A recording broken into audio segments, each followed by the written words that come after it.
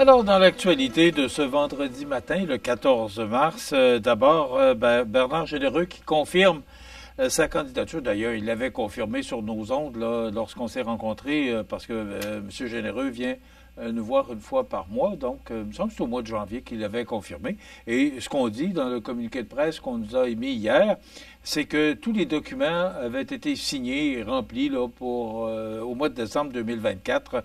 Alors, il me semble que c'est au mois de janvier qu'il nous avait confirmé qu'il sera là, mais je vous dirais que même dans les rencontres précédentes qu'on a eues avec M. Généreux, on le savait qu'il serait là pour une autre élection, une sixième pour lui. Alors, quand même, c'est digne de mention, six élections pour un député. Je ne sais pas si c'est un record dans notre circonscription, mais là, ça change encore de circonscription. Vous savez, dans le temps de M. Normand, Gilbert Normand, qui a été député, c'était Montmagny, Lillet, Bellechasse et Chemin. Et je lui dis à M. Généreux, il me semble que pour nous, c'était plus proche, plus à côté, plus approprié, Montmagny, Lillet, Bellechasse et Chemin, que Montmagny, là, ça va être Côte-du-Sud, Rivière-du-Loup, Katascomique, puis Témiscouata. Là, on s'en va toujours vers l'est. Alors qu'il me semble que Bellechasse et Etchemin, c'est à côté de chez nous. D'ailleurs, on fait des collaborations avec le journal La Voix du Sud de Bellechasse. Là. Puis il me semble que c'est normal. Il me semble que c'est comme ça. Et là, on est rendu Katascomique, puis Témiscouata. Puis je vous dirais que M. Généreux commence à trouver que ça commence à être grand comme territoire. D'ailleurs, il est supposé d'être notre invité jeudi, qui vient jeudi le 20 mars. Là. Mais vous comprendrez que si jamais les élections sont déclenchées, on devra remettre cette entrevue-là parce que on va donner du temps d'antenne là, aux candidats et candidates parce que la candidate du Bloc québécois est maintenant connue, Mme Diane Sénécal. Quand elle est dans le sujet, on va continuer. C'était l'investiture mercredi dernier, Rivière-du-Loup. Donc, elle a été officiellement reconnue comme candidate du Bloc québécois pour la prochaine élection. Donc, Côte-du-Sud, Rivière-du-Loup, Katascomique, Témiscouata. Alors, M. Généreux connaît maintenant une de ses opposantes parce que au niveau du Parti libéral, on ne sait pas qui va se présenter. Et tant au niveau du nouveau Parti démocratique, le NPD, on ne connaît pas le ou la candidate là, qui sera là pour s'opposer à M. Généreux. Mais j'entendais qu'il y aurait un ou une candidate du Parti populaire de Maxime Bernier. Donc, ce sont mes ondes qui m'ont appris ça hier. Je vous le dis au conditionnel. Là. Il y aurait un ou une candidate pour représenter le parti de Maxime Bernier, mais on ne connaît pas pour l'instant le ou la candidate pour le Parti libéral, non plus pour le nouveau Parti démocratique. Donc, Mme Diane Sénécal, qui a été officiellement reconnue comme étant la candidate du Bloc québécois dans le Côte-du-Sud pour les prochaines élections, et M. Bernard Généreux qui, lui, revient pour un sixième mandat. Ce que je vous disais, c'est que aussitôt que les élections vont être déclenchées, on va offrir du temps d'antenne là, à tous les candidats et candidates pour qu'ils viennent nous parler de leur plateforme électorale, puis nous parler de ce qu'ils nous proposent pour cette prochaine élection. D'ailleurs, parlant de cette élection, c'est la sermentation aujourd'hui du nouveau premier ministre. Ce serait le 24e premier ministre du Canada. Mais, et là, il va présenter son cabinet. Ce qu'on entend, c'est que Mélanie Joly demeurerait aux Affaires étrangères. Et je la voyais, elle était en conférence de presse, là, je la voyais sur RDI il y a quelques instants. Quel job cette femme-là fait au niveau de son ministère? Moi, en tout cas, je trouve qu'elle fait du bon travail. Et M. Carney la replacerait, puis ça va être annoncé ce matin. Là. Son assermentation aura lieu à 10 heures ce matin. Donc, Mélanie Joly, qui reviendrait aux Affaires étrangères. Chrystia Freeland, qui était aux finances. On s'en souvient. On ne peut pas oublier qu'elle était aux finances. Elle serait promue au transport. Guilbeault, qui lui est à l'environnement, deviendrait le nouveau lieutenant du Québec parce que M. Duclos n'a pas été choisi par M. Carney et s'en ira au ministère, s'en ira au patrimoine. Duclos et Le Boutillier quittent le cabinet ministériel et Champagne, François Philippe, merci Jean, François-Philippe Champagne s'en irait aux finances. Alors, tout ça est au conditionnel. Ça va être annoncé à 10 heures ce matin lors de la sermentation du nouveau premier ministre Mark Carney. Donc, voilà pour les élections. Possiblement qu'on pourrait aller voter soit le 28 avril ou le 5 mai. Ce sont des dates qui sont avancées, mais la seule personne qui peut le décider, c'est celui qui est actuellement à ma gauche. Alors, voilà pour les élections.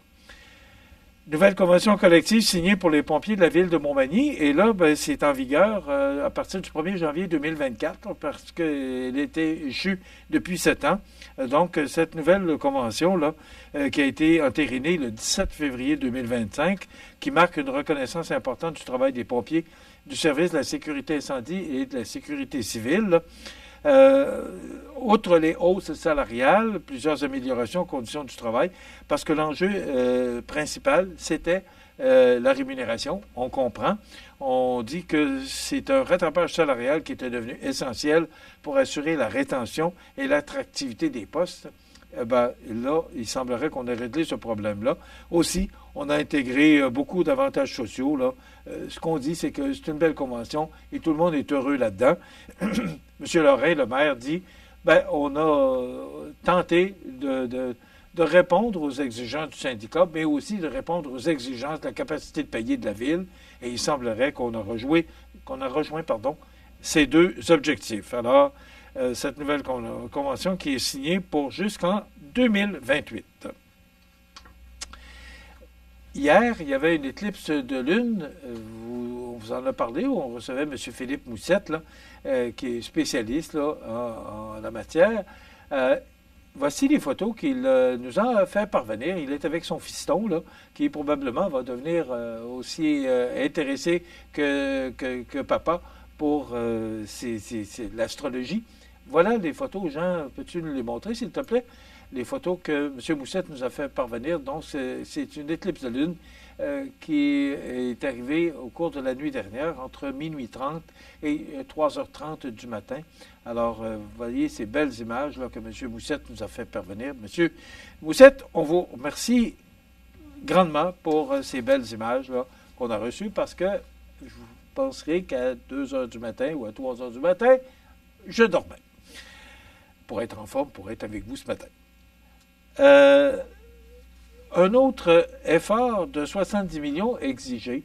Vous savez que le 25 mars, M. Girard, qui viendra nous présenter le nouveau budget pour la prochaine année, nous a déjà annoncé qu'on va avoir un autre déficit. Là, on s'en va vers un déficit de 11 milliards. Et là, on s'en irait plus pour la prochaine année vers un déficit de 13, 15, 14, on ne sait pas trop. Et on donne on nous donne l'excuse ou les tarifs douaniers. Ce serait ça qui fait qu'on veut aider les entreprises. Je comprends, j'ai aucun problème avec ça. Mais là, ce qu'on demande, c'est que le réseau scolaire doit faire un autre effort budgétaire de 70 millions. C'est ce que le Journal de Québec a appris. Québec exige de récupérer des sommes qui avaient été versées dans le cadre du plan de rattrapage annoncé l'an dernier, ce qui force des écoles à suspendre les mesures d'aide aux élèves en difficulté. Et pourtant, on avait dit qu'on ne toucherait pas cet argent-là qui va aux élèves en difficulté, qu'on trouverait d'autres moyens pour couper des budgets. C'est ce que Daphné Dion vient nous apprendre ce matin. Alors, j'ai hâte de voir ce budget-là. J'ai vraiment hâte de voir qu'est-ce que M. Girard nous réserve encore pour la prochaine année. Mais là, on n'a pas de raison de faire un déficit de 11 milliards. Mais là, on dit qu'on va augmenter le déficit. Vous savez, quand on augmente le déficit, un ne va pas sans l'autre. Si on augmente le déficit, quand on a de l'argent dans les coffres, ça va bien, mais le gouvernement n'a pas besoin de vous dire qu'il n'y a plus d'argent dans les coffres. Alors, c'est la dette. On doit emprunter de l'argent. Et là, qu'est-ce qu'on fait? Là, c'est qu'on augmente le service de la dette. Quand on augmente le service de la dette, si les intérêts augmentent, ça fait une partie importante du budget. Alors, si on augmente le déficit, on fait un déficit de 11 milliards. Vous savez, aucune entreprise peut se permettre de faire des déficits d'année en année parce que, à un moment donné, Oui, bon, la capacité de payer n'est plus là parce qu'il faut rembourser. Vous savez, ça, c'est toujours comme une carte de crédit. On a beau faire clic-clic, mais à un moment donné, il faut rembourser. C'est exactement le même principe pour le gouvernement. Mais là, on nous annonce qu'on pourrait vivre un autre déficit record. Donc, c'est à suivre. C'est ce budget qui sera annoncé le 25 mars prochain. Il y a tellement de choses qu'on pourrait parler, mais il me reste à peu près 3 minutes. Monsieur Marchand, vous savez, hier, je vous parlais de M. Trump qui augmente les tarifs douaniers principalement parce qu'il dit que c'est le fentanyl qui se promène du Canada vers les États-Unis, qui traverse nos frontières. Hier, je vous disais, et c'est le Journal de Québec qui nous apprenait ça, que c'est le fentanyl qui traverse. Et là, M. Trump a dit, ben là, il faut que ça arrête. Et là, le Canada a pris des mesures qui ont coûté ou qui coûteraient près d'1 milliard de dollars. Mais ce qu'on apprenait hier du Journal de Québec, c'est qu'il y a des armes qui partent des États-Unis, qui traversent nos frontières, qui s'en viennent chez nous.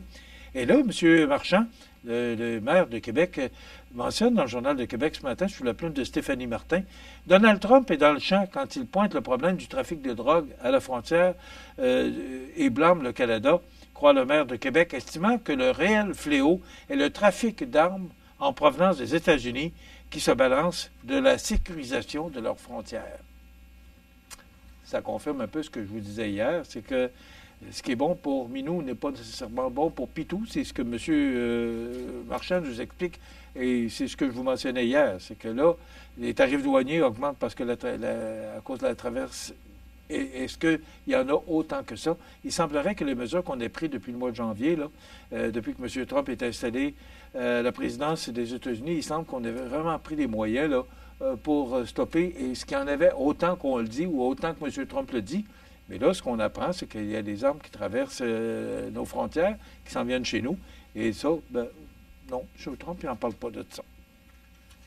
M. Fitzgibbon qui dit qu'il n'a pas de regret pour l'échec de Northvolt. Vous savez que ça va nous coûter beaucoup d'argent, cette histoire. Mais M. Fitzgibbon dit que même si le Québec vient de perdre 270 millions, en raison de la faillite du producteur de batteries Northvolt en Suède, l'ex-ministre Pierre Fitzgibbon n'exprime pas de regret et soutient qu'il ne démissionnerait pas s'il était toujours en poste. C'est ce que nous apprend Gabriel Côté du Journal de Québec ce matin. Il n'y a pas de problème. Des revenus, bon, une bonne nouvelle. Oui, j'avais hâte de vous en parler parce qu'ils font rare. Des revenus et profits en hausse pour l'Auto-Québec. Ça veut dire que vous et moi, on achète plus de billets pour gagner, pour espérer avoir un gain de l'Auto-Québec. Alors, on dit qu'entre le 1er octobre et le 30 décembre dernier, la Société d'État a réalisé des ventes de 734,4 millions de dollars et un bénéfice net de 360,5 millions de dollars. Enfin, une bonne nouvelle, ça va aller dans les coffres de l'État. Mais voilà, c'est déjà terminé pour notre émission de ce vendredi 14 mars. On parle d'une belle fin de semaine, du temps doux pour la fin de semaine. Donc, profitez-en pour aller pratiquer des activités extérieures et revenez-nous en forme pour lundi. Entre-temps, les avis de décès suivent. Bonne journée, bon week-end, à lundi.